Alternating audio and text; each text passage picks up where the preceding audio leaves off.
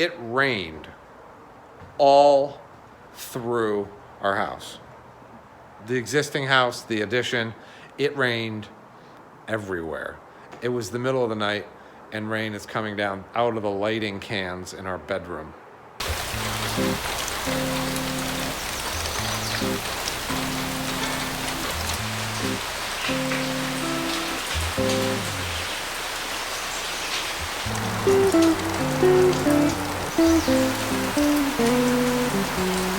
In the last video, we left off talking about just having finished the roof sheathing on the addition. So now let me step you through the next 2 weeks of my fall. So I'm in the part of the house that was modified, right? So I talked about in the last video, the knee walls. These are the full height walls that project made. This is the full height wall on the other side. And this is our kitchen. This living space, this has been our life for 6 months now. I have a rigid blue styrofoam door out to the addition. Oh man, I got 2x4s in the middle. So yeah, this used to be a knee wall that came down and there was 12 feet of, 4-foot high walls. So we got some plasterboard. This is not sheetrock, it's plasterboard because this whole house is plaster, which is awesome. And we can get to that later. And that's a picture of our dog. That's kind of funny. Let me explain. We used to work at a place where dogs were allowed at work and everybody got a picture of their dog hung on the wall in the office and then the place went out of business. Awesome. And we have the picture of our dog. It's not like, yeah, anyway. Let me bring you out to the addition. I have myself a blue styrofoam temporary door, which has been held shut for 6 months with a bungee strap, a bungee cord, which I'm not strong enough to undo.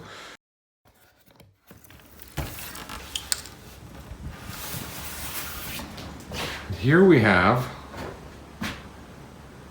basically the state that it's been in for 6 months.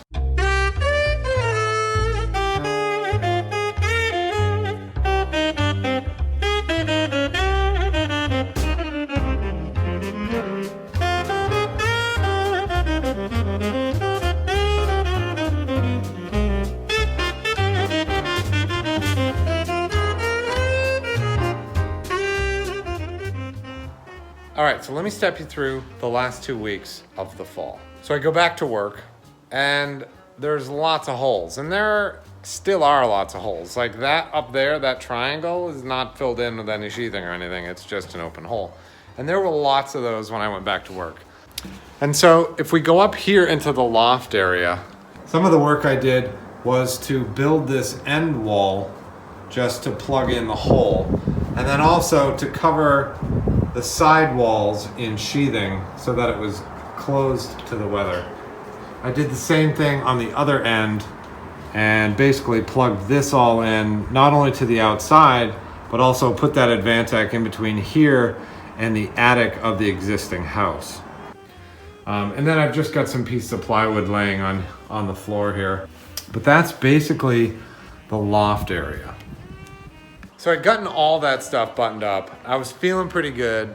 I had the roof all taped, zip system. I was like, we are good to go. And then it rained.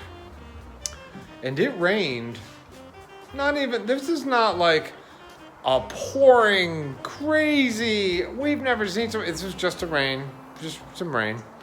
And it rained all through our house. The existing house, the addition, it rained everywhere. It was the middle of the night and rain is coming down out of the lighting cans in our bedroom.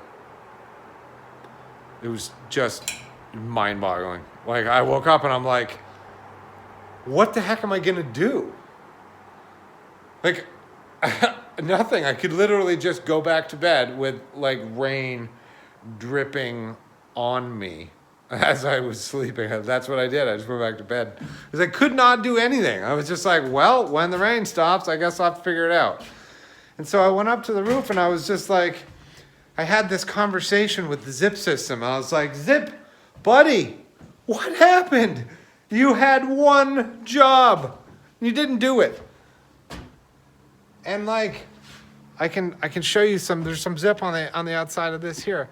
Like, I didn't like totally mess up the installation. Like, I put the zip on, I have the zip gun, it's a little roller thing, and then I pressurize it by rolling the tape, and anyway, let me get to the point. It just wasn't working. And so I took all the tape off the roof, at least the tape that looked like, okay, I could have done a better job there. Took it all off and reapplied all the Zip system tape. And, I could see where under some wrinkles, the water just, capillary action, it just pulls the water in and then it's over. Once it's in, it's in. So I redid all the tape, and for the most part, I think we got another rainstorm and it did hold better, but there were still leaks.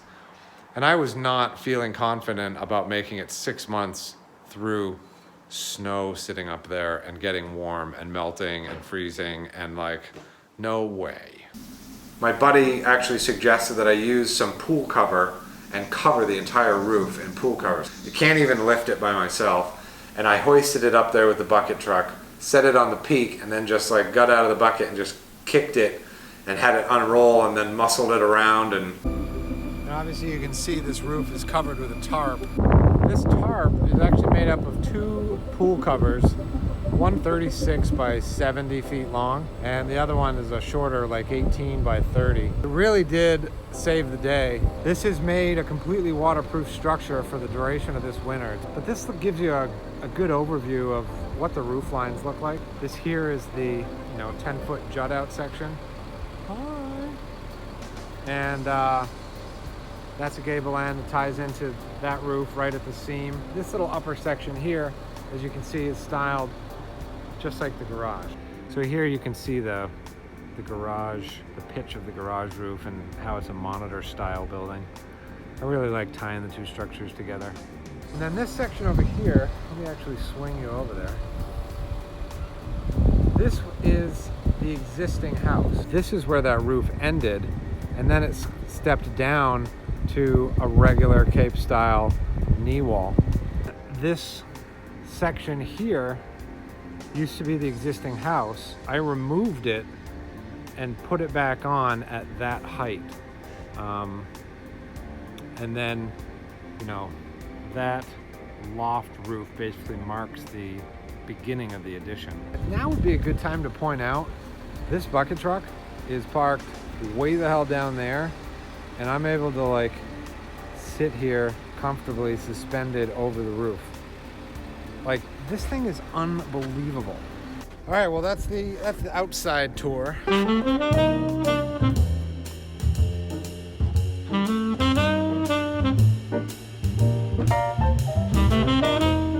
So we got the tarp up there. At this point, we're around Thanksgiving time. Actually, I got up on the roof day after Thanksgiving, and it's 20 degrees out, and there's just a covering of ice over the whole pool cover. And I like get out of the bucket onto this roof because I had some more thing. I had to attach it under the eaves better, and this whole tarp is like icy, and I'm just like thinking to myself, what the heck am I doing up here? Like, this is far off the ground. Anyway, I'm afraid of heights. Anyway, so I got up there, I got it reattached even though it was icy. And after the pool cover, I needed to really focus my energy on finishing this wall. Like, this was not OSB at this point. So it was plastic. So it's like getting down to 20 degrees at night. Second floor of our house was frigid in the morning, every morning. I'm pumping through heat. I can't keep up. And so the first thing I did is I covered this entire wall with OSB. And then On the inside, we fiberglass bat, 3.5-inch fiberglass bat insulation, and then cover it with plasterboard just to kind of give it a little bit of an envelope, and that helped a lot. But there was a lot more work left to do because remember, I removed the entire roof off of this house, and so there was no insulation in the attic. Not only that, the attic was open to this outside space here. And so I had to cut these triangles in, I had to fill in this end piece, and basically I had to fill in every little tiny hole that I could find and actually weather seal the house. So here you can see an example of my handiwork. I basically squeezed as much foam as I could in there. But that's kind of some of the stuff that I had to do this fall. I foamed in between those pieces of plywood. Just basically anything I could to make our living space somewhat tight again. And so after all the sealing to the outside, or at least sealing to the addition structure, then I focused inward and began to actually strap and styrofoam and plasterboard the ceiling in the existing house. I put up 1-inch rigid blue styrofoam and then strapping and then the plasterboard. It was how it was done before, and so I was just basically copying him. So this seam over on the right here, so this seam would line up. It didn't end up lining up, but that's why I did it that way. So I got the ceiling plasterboarded, and then I could fill in above it with fiberglass bat insulation and then shovel some of the cellulose that we had removed from this section back over onto this side. And so I got the existing house re-insulated, and we realized that it was an absolute tomb up here. I mean, no window on that side, no sliding glass door over there. This door here was shut, so let me just shut this for dramatic effect. Right? So the camera does a pretty good job at compensating, but I mean, it's full sunny outside right now, and it was a tomb. It was so dark in here. You know, we are at this point just about to have a baby, and my wife is going to be spending the next 6 months in this room, like home alone with the baby, and she's just like, please no, please don't do that. And so I threw in that sliding glass door over there and the window over there and this sliding glass door here. Now these are the same glass panels that I built the garage with, and I still had, I don't know, 10 or 15 lying around. And that window I actually pulled out of a room downstairs that was going to be changed in the addition. I pulled it out and plugged that hole and put the window up here, and oh my gosh, that saved us this winter. It's still pretty dark in here, but these sliding glass doors really made a big difference in making this space not so just cave-like. So I finished the plasterboard and the insulation, and I put that window in the end wall at 4:30 on a Sunday. And that's relevant because it was the end of the day, and we were like, well, we're not really sure if we want to work anymore today. I was like, well, I could throw that window in there. And it was like, well, okay, yeah, let's go ahead and throw the window. We made the decision, we put the window in, and I literally, that was the very last moment that I had to work on anything because my son was born the following day. Just like, boom, going into labor, everything changed, everything stopped, no more work. And luckily I put that window in just in time. And so he's born, and it's awesome, and everything went great. And winter hits, you know, we basically just huddled down and did not go anywhere, did not do anything on this addition, and it sat like this until the warm weather came. We are now middle of May 16. I've been doing some work the last couple weeks, which is awesome.